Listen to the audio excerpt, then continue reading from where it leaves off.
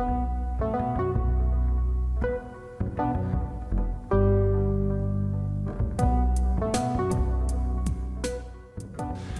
everybody, Professor Cruz here. Hope you all are doing well. I thought I'd add my 2 cents to this little putting together an emergency bag kit activity we're doing for this week and show you my own personal bug out bag and talk a little bit about the things I have in it, why I have them in there, and how I've tried to put all of this together. Now I've got my kind of main bag here, and I've included some photos showing what this looks like when it's all packed up. Upside down there, sorry. It's a nice clamshell bag, opens up pretty wide, and allows me to hold a lot of gear for extended periods of time if I need it. I have 2 other bags that I mentioned and showed some photos of. This basically has all my climbing equipment, extra ropes, harnesses, carabiners, and things that I would use if I was ever in a situation where I needed to do some kind of an emergency rescue. And then I have a bag that I normally keep in my car, minus the gas mask here on top, that's got additional first aid equipment, survival equipment, water purification, and many other things. So this is kind of a newer bag I put together recently to keep in my vehicle, because for a long time I was in New York and didn't have a car, so I didn't need a bug out bag for a vehicle. So I want to just kind of walk you through the different pieces of my kit here and give you a sense of what I have and why I got it here. So this is basically everything you see here is in this bag normally, except for this water cube. So this is really great. It holds a little over 5 gallons of water, and it folds out into basically a big plastic square. Collapses down really nice. You can leave this filled up at home. You can take it with you on the road. You can use it for picnics, for kids events. And although I'm skeptical, some people fill these up and even use it as a seat in an emergency situation. So that's kind of my, how do I get 3 gallons minimum of water? I would use this. I also have my usual Nalgene. I have a couple of these that I usually carry, at least one always on my bag, as well as a water filtration system, or sorry, a water storage system that fits into the back of that backpack there. Then I also have kind of an old Vietnam style canteen. This is great because it doubles as both a water storage device and a cooking utensil. So this basically flips up, slide this in, and you've got a small little pot you can do cooking in. And I was just warming up some peaches over the fire last night. So this is nice because it gives you essentially 2 things in one. And if in an emergency you can even heat this up, although you have to be careful of the plastic lid on here that you don't melt that. So this is kind of a third backup water and cooking device that I carry as well. I've got a hatchet that also has a hammer head on the back. I can use this for chopping wood, sort of an all-purpose tool if I need to break glass or hammer in stakes on a tent or anything that will require a hammer or an axe. I basically have these together. It's also a great defense weapon if I need it, and I can even hunt with it as a tomahawk in an emergency situation. And normally I keep this strapped to the back side of my backpack, but I have belt loops as well so I can carry it if I'm out in the field. This is kind of my trusty standalone pocket knife. It's got both a straight and a serrated blade. A blade here for cutting seat belts or other straps. A glass window punch. This can actually double as a bottle opener if you need it. Also has a small magnetic flashlight that fits into the top, and a small magnesium striker for fire starting. So I traveled all through Nepal and India and Tibet with this and have used it 1,000,001 times, and this is kind of my daily carry EDC knife. And then another basically fixed tang, so a single solid blade of steel all the way to use for all-purpose. So this could either be worn, on your belt, or I've got Velcro I added so I can keep it onto the back of my pack.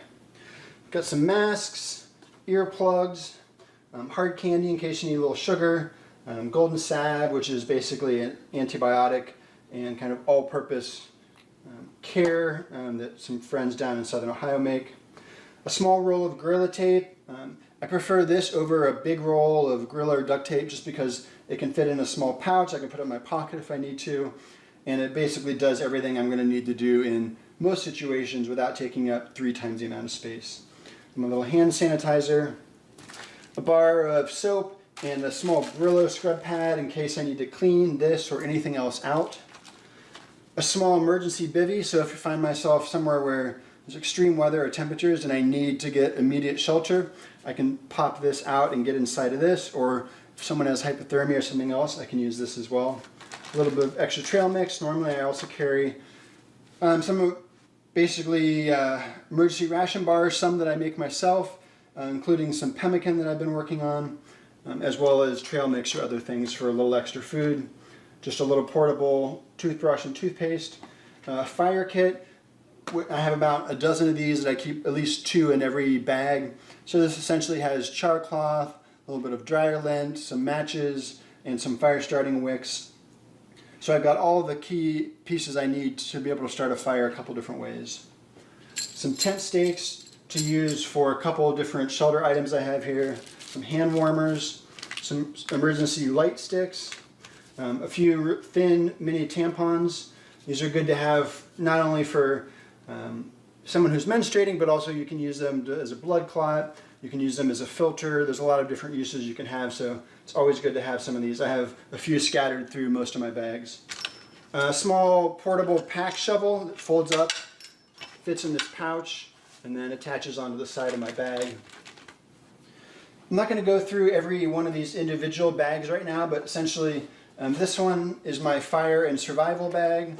So inside here I have all the kind of things I need for knife sharpening, another emergency shelter, one of those kind of, this is gold, but like a silver reflective emergency blanket, spare flashlight and gloves, a leather punch and sewing kit in case I need to do repairs out in the field, a lighter, and I've got some extra food and signal mirrors and other things I keep in here too. So this is one of those that I could just pull it out of my bag, and it's got hooks. I could clip it to something or put a strap on it or a piece of rope or fit it onto another pack, so I could take that with me.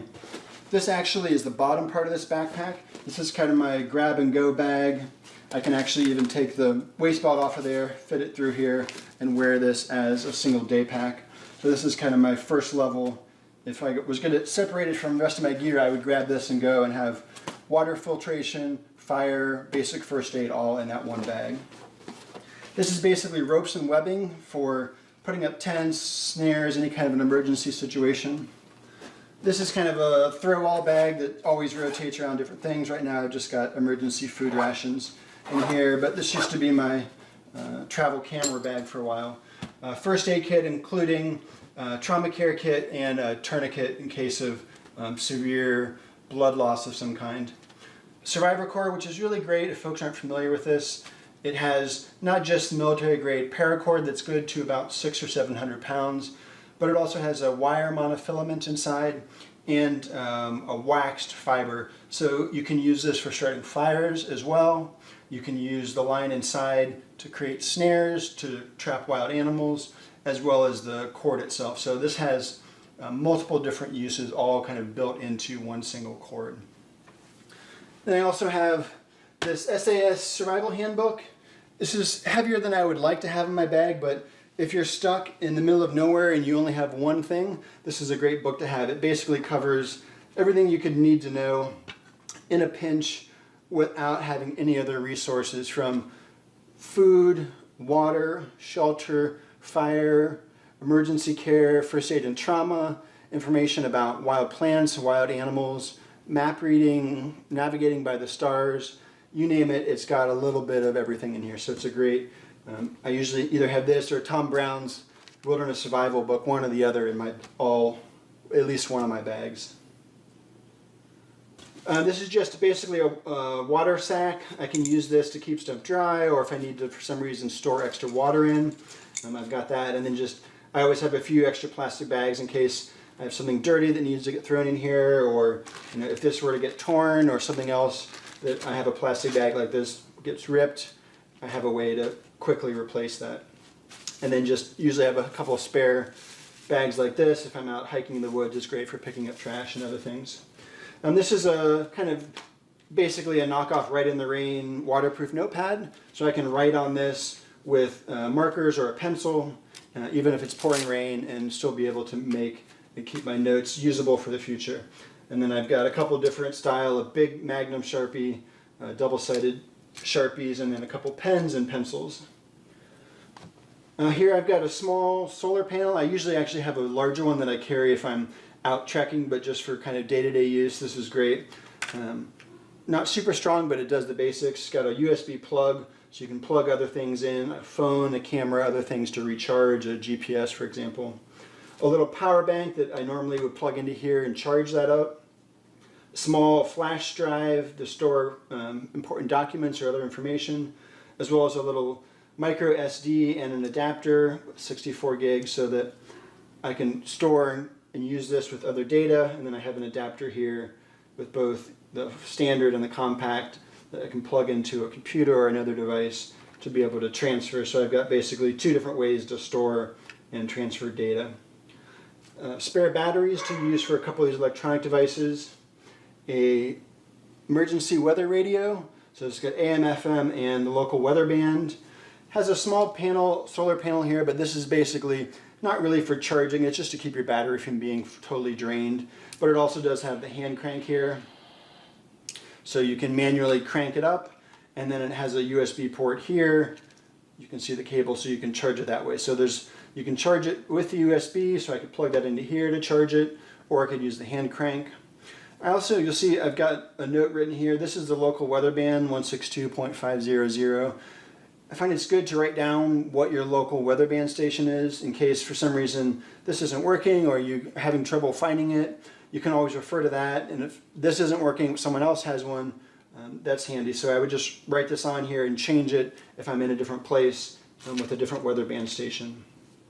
I've got a small fold-out binoculars here, and a compass, simple, not super fancy, and then a local map, waterproof of the area I'm in. So this is the whole state.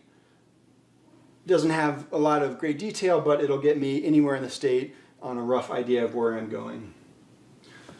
So I've got a pair of gloves. Normally these would be my biking gloves, but I've included them in this as one of my possible.